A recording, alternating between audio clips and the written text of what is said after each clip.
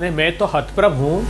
मैं लंबे समय से देखता हूं भारतीय जनता पार्टी के सारे प्रवक्ता, ऐसा लगता है कि इलेक्शन कमीशन ऑफ इंडिया के प्रवक्ता हो।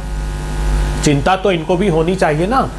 अगर बात सच है तो कांग्रेस पार्टी को, भारतीय जनता पार्टी को, टीएमसी को, सबको चिंता होनी चाहिए।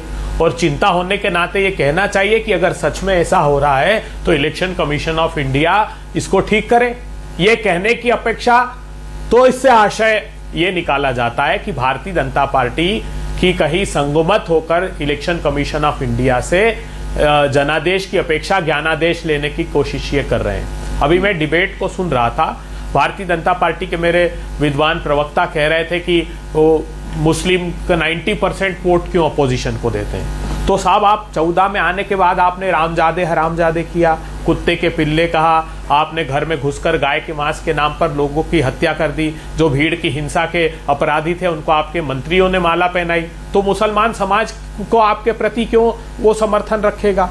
हम किसी राजनीतिक दल ने नहीं कहा कि सिर्फ मुस्लिम दो, हमने कहा कि सभी धर्म को, जात को मानने वाले लोग इस देश के निवासी। लेकिन अभय जी, आप लोग इतनी अच्छी बातें कहते हैं। एक सेकंड सुन लीजिए। हाँ बोलिए। एक सेकंड, बोलिए, बात पूरी कर लीजिए। सुनिए। भारतीय जनता पार्टी के कोई एक नेता का एक स्टेटमेंट बता दो, असम से लेकर वेस्ट बंगाल, जहां डेवलपमेंट ओरिएंटेड बात की हो। अमित शाह ने कहा कि मैं घुसपैठियों को भगा दूंगा। फेंस बांग्लादेश से जो पश्चिम बंगाल की 2216 किलोमीटर की फेंसिंग होनी थी, 1700 किलोमीटर। ये सारी बातें होती रही, चुनाव में होती रही, प्रचार के दौरान ये बातें कही जाती रही। आज तो नतीजों का दिन है। मैं ये जानना चाहता हूं, चलिए तो ये आपके लिए अच्छी खबर है, वो बधाई आप ले लीजिए, वहां पर आप सरकार में आते हुए दिख रहे हैं। लेकिन बंगाल में इतनी बुरी हालत क्यों है कांग्रेस की? खाता भी नहीं खुलता हुआ दिख रहा है, शून्य पे दिख रहे हैं आप लोग अभय जी।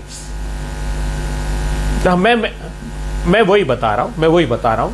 देखिए क्या हुआ है, ये सभी राजनीतिक दलों को मिलकर सोचना पड़ेगा। भारतीय जनता पार्टी ने ध्रुवीकरण करके करीब 36% वोटों को कंसोलिडेट किया है।